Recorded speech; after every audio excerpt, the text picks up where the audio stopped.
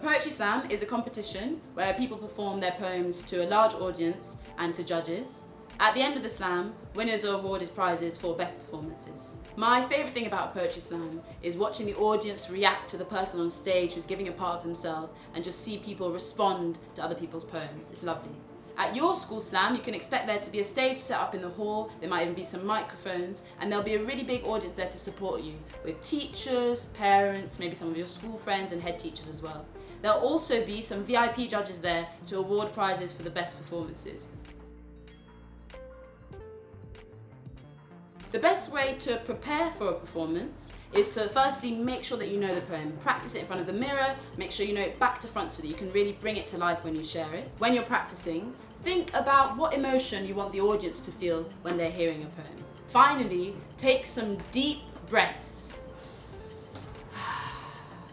to make sure that you're feeling calm and ready to perform.